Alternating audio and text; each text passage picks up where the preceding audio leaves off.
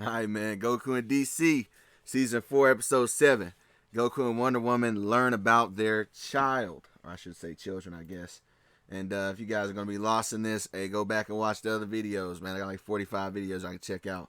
Of course, shout out to the members, man. Shout out to Jason 57835, John Lane 2016, OD Demon Wolf 34, and Quate Moke or Mock. I don't know how you say it. Correct me in the comments, man. And yeah, and also shout out to my, when I say appreciate my subscribers as well. If y'all want to be a member, join the channel. Every time I get a new member, it's going to be a different artwork for the shout outs. Anyways, let's get into it. The metallic whisper of the Hall of Justice main entrance was the only sound as Goku walked in. The grandeur of the atrium felt hushed. The usual daytime hum of activity was replaced by a low nocturnal thrum of essential systems. He was still in his torn, dusty gi, a walking testament to the toll his body went through recently. He didn't get 3 steps before a voice, dry and devoid of surprise, cut through the silence from the shadows of a monitoring station. The GCPD comms are reporting 2 high-profile recoveries at Arkham's intake, unconscious but stable. Batman emerged from the console's glow, a silhouette against a wall of data screens. He wasn't in his full armor, just the dark bodysuit and cowl, with his arms crossed, efficiency rating unusual for you. How? Goku shrugged, a small cloud of brick dust puffing from his shoulder.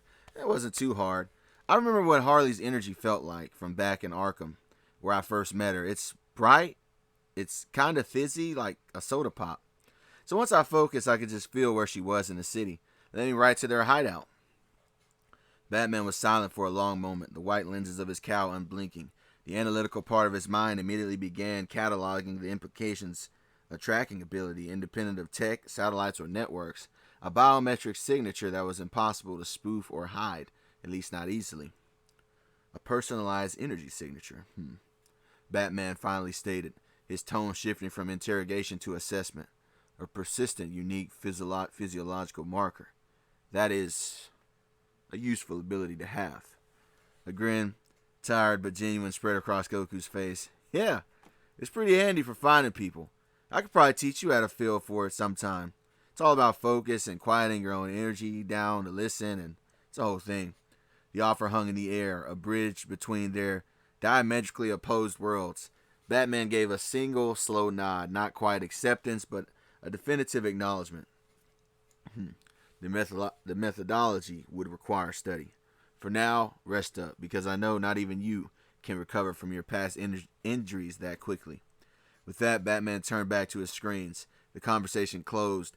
Goku's smile lingered as he headed toward the residential quarters. The lecture from earlier still stood, but so did this. A new tool, understood. A threat neutralized, and a grudging nod from the most meticulous man on the planet. It felt like some progress. The polished floor of the Hall of Justice corridor stretched out, silent and empty. The moment the main atrium's doors hissed shut, cutting off Batman's silhouette, the effortless posture of Goku had maintained shattered. A full body shudder whacked him, starting deep in his core, where the phantom chill of Clark's freeze breath seemed to have taken its root. The adrenaline that had propelled him through Gotham, through the warehouse and the rocket blast, and the final confrontation and energy barrier, drained all away at once, leaving a raw, screaming void in its place. He stumbled, his right knee buckling under a sudden wave of dizziness. His hand shot out, slapping against the cool reinforced wall to keep from collapsing fully. The impact sent a jarring spike of pain up his arm, reminding him of the perfectly blocked punches he'd taken from Clark. Every breath was a conscious effort, each inhale tasting of dust and a coppery hint of blood from where he'd bitten his tongue during the fight. Just need a second, he thought, squeezing his eyes shut against a wave of nausea. The world tilted slightly. His ki, usually a vibrant humming wellspring inside of him, felt shallow and murky, sluggishly trying to repair the deep muscular tears and systemic shock. He could feel the bruises on his jaw and his ribs throbbing in time with his heartbeat, a painful drumbeat of his own failure and recent violence. But beneath the physical agony was a sharper, more urgent drive. Diana's news, her pale face, the seemingly impossible life they were now about creating. It flashed behind his eyelids. He couldn't be weak now. He just couldn't. So with a grit of his teeth that sent a fresh ache through his jaw, He pushed off the wall, forcing his trembling legs to carry his weight. He began a slow, deliberate limp down the corridor, each step a testament to his own will. He would rest, just for a while. He had to heal. He had to get strong, for her and for them. The empty hallway bore witness not to a hero's triumph, but to a warrior's solitary, stubborn march toward the next battle that was to come, and the profound new reason he had to win it. The morning sun streamed into the watchtower's private quarters, painting the room in a warm gold. Diana stood ready, clad in her regal armor, though she'd forgone the heavier pieces. A subtle protective hand rested on her own abdomen, which was a new habit. Goku, looking significantly better after a couple solid days of rest and several enormous meals, bounded over with his typical energy, but his eyes held a softer, more watchful quality. "All right, ready to go?" he asked, already shifting his stance. "I am," Diana affirmed, a slight smile on her lips, "and I am perfectly capable of flying myself, thank you. Goku, it is a short journey." "Nuh-uh," he said, shaking his head with a stubbornness that brooked no argument. Before she could protest further, he smoothly stepped forward and scooped her up into his arms, one arm under her knees and the other supporting her back. It was done not with dramatic flair, but with a surprising gentle certainty. "Goku," she exclaimed, a flicker of her royal defiance surfacing. "This is entirely unnecessary. I am the princess of Themyscira, not some damsel." "I know," he said simply, already levitating them off the floor. A serene blue and white aura enveloped them both. "But you're also carrying our kid. Just let me do this, okay? Humor me." Her protest died on her lips, and she looked up at his determined profile, backlit by the sun from the viewpoint. The pragmatic part of her knew she was in no danger from flight, but another part, a newer, more vulnerable part, stirred by life within her, felt a profound wave of gratitude. His concern wasn't born from doubting her strength, but from an earnest, boundless desire to safeguard what was precious to him. She allowed herself to relax into his hold, her head resting against his shoulder. A warm blush touched her cheeks, hidden from his view. As they shot through the Earth's atmosphere and into the brilliant blue sky, the roar of wind was muted by his key barrier, held securely in his arms, feeling the steady, powerful beat of his heart. Diana looked out at the sparkling ocean rushing between them, or beneath them. For the first time since the shocking revelation, a deep sense of peace settled over her. They were flying toward answers, toward an uncertain future, but they were doing it together. And for this moment, cradled in the unwavering strength of her best friend, she felt utterly and completely safe. The air of Themyscira was like a living balm, scented with salt, exotic blooms, and ancient stones. Goku touched down with impossible lightness on the familiar white sands of the training grounds, the glow of his ki fading as he carefully set Diana back on her feet. He kept a steadying hand on her elbow for a moment longer than necessary, his gaze scanning her face to ensure the journey hadn't tired her in any way. Before Diana could even straighten her shoulders, a rich, amused voice rang out from the colonnade nearby. "Well, it seems man's world has made our princess softer. Has the sky grown too heavy, Diana, that a man must carry you home like a precious, fragile thing?" Goku's head snapped toward the voice, his posture instinctively shifting a fraction in front of Diana. Emerging from the dappled shadows was a warrior woman of imposing stature and fierce beauty.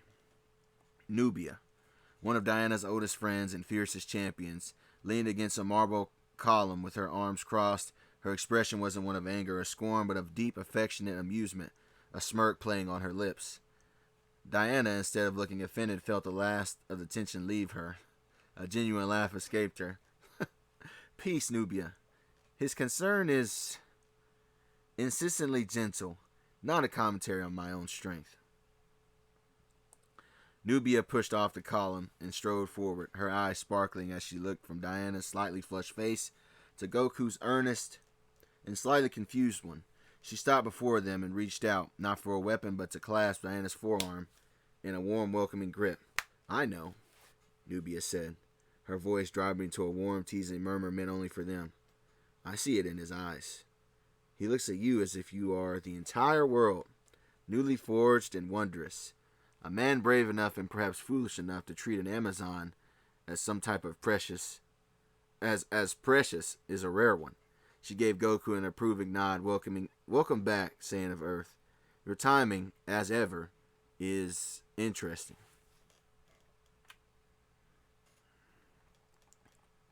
Diana's laughter faded, replaced by a solemn, regal gravity.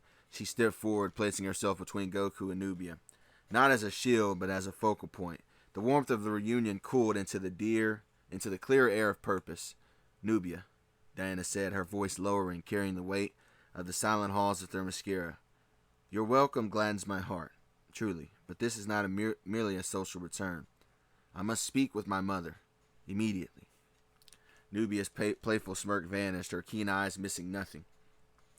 She saw the residual fatigue shadowing Diana's eyes, a wariness not of battle, but of something internal. She noted the unconscious protective way that Goku hovered just a step behind Diana, his usual boundless energy coiled into a watchful stillness. This was not the posture of a warrior couple returning from some type of victory tour. The Queen is in the Grand Archives, Nubia replied, her tone shifting from teasing to the steady cadence of a fellow soldier receiving a serious report. A sensitive matter, you say? Her gaze flicked meaningfully between them, lingering on Diana's face, then dropping briefly, almost imperceptibly, to her midsection, before returning to her eyes. The unspoken question hung in the salt-tinged air. How sensitive are we talking? Diana met her gaze unflinchingly, a princess acknowledging a trusted captain, of a nature that has no precedent in our histories, to my knowledge, a matter that concerns an Amazonian impossibility. She chose her words with care, each one heavy with implication. It is not a threat from without, but a mystery arising from within. My mother's wisdom and the archives themselves may hold the only keys to understanding what is going on. Nubia absorbed this, her expression becoming unreadable, a mask of Amazonian discipline. She gave a single nod. Sharp, follow me. She turned on her heel, her armor glinting in the sun. I will clear the path to the archives. The Queen does not appreciate interruptions, but for this, she will probably make an exception. She began striding toward the towering citadel, her pace brisk and assured, already transitioning from the welcoming friend to the dutiful escort guarding a secret of state, it seemed. The walk to the archives would be a silent one, as the weight of Diana's unexplained sensitive matter thickening the air with every step they took. The grand archives of Themyscira were a cathedral of knowledge, the air still and cool, smelling of aged parchment, incense, and marble dust. Sunlight streamed through high, narrow windows, illuminating swirling motes in the stern, timeless face of Queen Hippolyta. She stood before a vast scroll, her regal posture unwavering, as her daughter and the Saiyan and her most trusted captain all entered at once. You return not with fondness, but with urgency in your eyes, daughter, Hippolyta stated, her voice echoing softly in the hushed space. She had dismissed her guards, leaving only the four of them amidst the silent shelves of history. Speak, Diana. What matter of man's world is so grave it cannot wait? Diana stepped forward. Goku, a steadfast presence, just behind her shoulder. She drew a steadying breath, her hands briefly clasping over her abdomen, a subtle telling gesture that Nubia's sharp eyes did not miss. Mother, Diana began, her voice clear yet layered with vulnerability. It is not a matter of man's world. It is a matter of my own body. I have come because I am with child. The words hung profound and sacrilegious in the sacred quiet. Nubia's breath caught audibly, her eyes wide with disbelief. Flashed from Diana's solemn face to Goku's watchful one, then to the Queen. The very air seemed to reject the statement. An Amazon conceived from clay and given life by the gods was pregnant? It was an ontological impossibility, a crack in the foundation of their very creation myth. With impeccable discipline, Nubia mastered her shock. She placed her fist over her heart in a swift salute. My queen, my princess, this is a family matter of the highest order. I will guard the door. She did not wait for dismissal. She turned and strode swiftly from the archives, the heavy doors thudding shut behind her, sealing them in a bubble of world-shattering silence. and Hippolyta did not move. She stood as if turned to the very marble of her city, her face in an immobile mask. The scroll in her hands was forgotten. The wise old eyes stared at her daughter, seeing not just Diana, but the terrifying, glorious unraveling of a well-kept secret. The silence stretched, thick and heavy, not with judgment, but with the sheer, staggering weight of a revelation. The silence in the Grand Archives was no longer merely quiet. It had become a physical substance, thick and cold as the marble columns holding up the weight of history. Hippolyta's regal mask finally fractured, not with anger or joy, but with profound, ancient sorrow that seemed to leach the warmth from the sunlit room. She turned slowly, deliberately placing the scroll she had been holding onto a stone lectern. The action was funereal. When she faced Diana again, her eyes, usually reflecting the steel of a queen and the warmth of a mother, held only deep worry and regret. A child, Hippolyta echoed, the word a solemn verdict. I had prayed to Hera that this day of confession would never come, that the secret could remain buried, for your sake. Her gaze shifted past Diana into the shadows of the archives, as if seeing the ghosts of her own choices. You ask what I mean, daughter. I mean that the story you know, the story every Amazon thinks they know about you, is a sacred lie. A story I crafted to protect you. Diana felt the world tilt. The solid marble beneath her feet seemed to tremble. Mother, what are you saying? Am I not of the clay? In the breath of the gods? Merely a myth, Hippolyta stated, her voice hollow. A beautiful, necessary myth. She took a step forward, her hand rising as if to touch Diana's cheek, but she let it fall. You were not sculpted from earth and given life by divine will, Diana. You were conceived in the natural way. The word born struck Diana with the force of a thunderbolt from her father's own hand. You are my natural daughter, Hippolyta continued. The truth flowing now like a long-contained river breaking its dam. Flesh of my flesh, blood of my blood, conceived not from clay, but in the old mortal way. And your father is Zeus. A gasp, sharp and involuntary, escaped Diana's lips. She took an unsteady step back, her mind reeling. Princess of Themyscira, daughter of Hippolyta, champion of the Amazons, these were the pillars of her identity. Now they were joined by the colossal and terrifying new truth. Daughter of Zeus. That means she was a demigoddess, not a creation, but a descendant. The implications exploded in her mind, her preternatural strength beyond even her Amazon sisters, her affinity with the gods' weapons, her very existence, which had always felt different, now had a terrifyingly specific source to it. Her hand instinctively went to her abdomen, where her impossible child now grew. The impossibility of it shattered. If she was born, not made, then her body could and would follow the laws of mortal biology.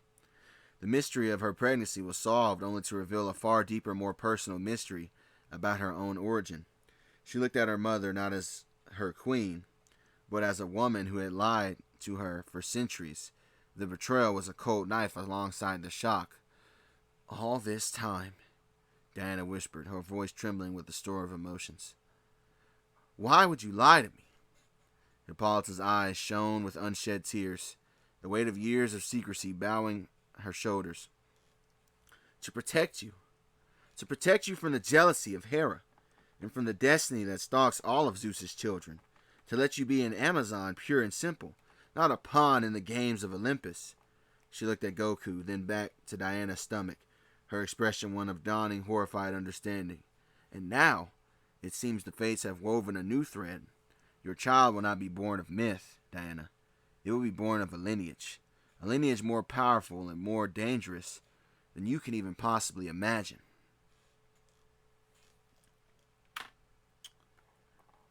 The air already charged with shock of Diana's divine paternity grew thick with a new ethereal pressure. A soft golden light coalesced between the towering shelves, resolving into the form of a woman who seemed woven from starlight and serenity. Her eyes held the depth of endless skies, and her presence hummed with a quiet ancient power that was neither Amazonian nor quite Olympian, but something fundamentally primordial in nature. "I am Thea," she said, her voice a melodic resonance that vibrated in their very bones. "Titan goddess of sight and the shining ether, a mother of lights, the moon and the dawn." She smiled, a gesture that held both immense warmth and immeasurable sadness. "My domain extends beyond the mere glitter of light. I perceive the luminescent threads of what is, what was, and what may yet be." She gestured gently toward Diana's abdomen. "The life within you shines with a fury I have not witnessed in a millennia. Two lights, not one, twins." Her gaze grew distant, seeing beyond the marble walls. "My sight is not a clear pane of glass these days, child, but a river of possible lights, reflections on the water. I see fragments. A daughter with her father's wild hair, and the spirit with the heart of a warrior, and a blurry sense for justice, and a son with his mother's temperance, but a hidden anger lies beneath." Thea's form flickered slightly, as if maintaining her presence here strained the fabric of reality. "I came because this conception has sent ripples through the tapestry of fate that even the fates themselves are struggling to weave together for a future. Your children are not just a new chapter of Themyscira, or for the Saiyan. They are a convergence. Their potential futures are a branching tree of immense light and profound shadow. One path leads to a dawn that could banish eternal night. Another to a war that drowns the heavens and the earth in rivers of blood. My visions are not what they used to be in this age, so I cannot tell you which thread will truly solidify. Only that their arrival changes everything in time, eventually. And forces long dormant will now stir to claim, guide, or destroy them." Her eyes settled on Goku's, and Diana, filled with a grandmother's pity. "Your trials are not over. They are only the beginning." The golden light began to dissolve, pulling inward like a dying star. Thea's form became translucent, the starlight of her body bleeding into sunbeams, cutting through the archives. A profound silence had gripped Hippolyta. The revelation that a titaness, a being from before the reign of Olympus, still walked the world was a seismic shock to her historical understanding. Diana stood reeling, her mind a whirlwind of twins, prophecies, and warring destinies. The weight of her own origin story now compounded by the fate of her potential children. Goku, however, blinked at the fading apparition. The cosmic stakes, the branching paths of fate, the trembling of cosmic tapestries, all of it seemed to slide off him like it was water. His brain, wired for more immediate and tangible realities, processed the information through its only reliable filter, which was combat potential. "Wait," he said, his voice cutting through the heavy silence, not with dread, but with open, curious excitement. He took a step forward, the vanishing light. "So, if you're a titaness, you must be really strong, right? Like, way stronger than King Piccolo or Vegeta was, right?" Thea's almost gone face softened into a genuine amused chuckle.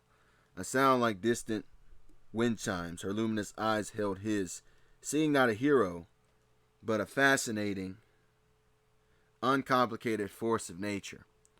"Oh, son of Bardock," she whispered, her voice now echoing from everywhere and nowhere. "You measure the universe in punches and power levels. One day, you will not need to ask. You will stand before the divine, and you will feel the terrible, glorious weight of it all. On that day, you will know of the power you ask for." With one last shimmering glance at Diana's midsection, a look of both blessing and profound warning, the light collapsed into a single brilliant pinprick and winked out. The air settled, the motes of dust returned to their lazy dance, and the grand archives were just a room again. though forever changed. The three of them stood in the aftermath. Hippolyta was pale, grappling with ancient truths. Diana pressed a hand on her stomach, feeling the twin lights within, as if for the first time. And Goku just scratched his head, staring at the empty space, a fighter's grin slowly spreading across his face at the promise of a future challenge. The Titaness was gone, but her final promise still hung in the air, a whispered prophecy of a coming storm that only Goku seemed eager to meet head on. The white sands of Themyscira stretched before them, the turquoise sea whispering against the shore in a rhythm older than the Amazon and sand. The walk from the stifling silence of the archives had been quiet. Diana's gaze was fixed on the horizon, but she didn't see the beauty. She saw a maelstrom of possible futures, a daughter's fury, a son's hidden rage, wars that drowned the heavens. The weight of her new identity as the daughter of Zeus sat on her shoulders like a leaden cloak, making the familiar armor she wore feel like a damn costume. They'll be targets, Goku, she finally said, her voice barely above the sigh of the waves. From the moment they draw breath, not just for earthly threats, but for powers possibly beyond our understanding. Thea spoke of forces stirring, and they will carry this, the legacy of divinity, and conflict within them. How do we protect them from a destiny that seems written in blood and starlight? Goku stopped walking, letting the warm foam wash over his boots. He wasn't looking at the ominous horizon, he was looking at her, his head tilted with that familiar, uncomplicated focus. Huh? Why are you worried about all that? What if stuff? Because what if is now a possible prophecy, Diana replied, frustration and fear tightening her voice. A Titaness foresaw it. It is no longer a possibility, it is a potential path. So? Goku shrugged, a simple dismissive motion. Lots of people say lots of stuff. The old Demon King said he was going to rule the world, and Vegeta said he was going to turn the planet to dust. They're not doing much of anything now. He stepped closer, his black eyes earnest. Listen, no matter what comes, we'll handle it. We always do. And the kids, Diana, they're going to be amazing. They've got your heart and your smarts. They're going to be stronger than both of us someday. Probably way stronger than me. He said it with such absolute joyful certainty that a crack appeared in Diana's dread. She started to protest, to cite the vision of the darker path, of the sun's hidden anger, but Thea said one future leads to a war that... Nah, Goku interrupted, not with arrogance, but with a faith as solid as the earth beneath them. He reached out and poked her gently in the shoulder, a playful grin spreading across his face. That kind of future it's not going to happen. Not a chance. And how can you be so sure? She asked, her regal defiance rising, though it felt fragile. Because they'll have you, he said, as if it were the most obvious truth in the universe. They'll have you as their mom, and you're the most just person I know. So you'll teach them what's what. Any dumb, dark path won't stand a chance. The simple, profound logic of it, delivered with his utter conviction, bypassed her fears entirely. The tension in her shoulders, the cold knot of anxiety in her stomach loosened. A warm blush, sudden and genuine, spread across her cheeks. He didn't see a demigod princess or a vessel for cosmic prophecies. He just saw Diana. And he believed in her completely, not just as a warrior, but as a future mother. The weight didn't vanish, but it felt shareable now, balanced by his unshakable confidence and the tangible promise of his presence. She let out a breath she hadn't realized she was holding, and a small, true smile touched her lips as she gazed out at the endless, hopeful sea. All right, man, I hope you guys like that. I had to get into, the backstory. Diana found out her origins. Let me know what you guys think of this Thea thing. I had to Google some Greek mythology. I was like, who can see the future? And I found out it was her. And also, what do y'all think of this Nubia design I ended up going with, man? Let me know what y'all think in the comments below. But anyways, man, I'll catch y'all in the next video, man. Be sure you like, comment, subscribe, all that. Peace.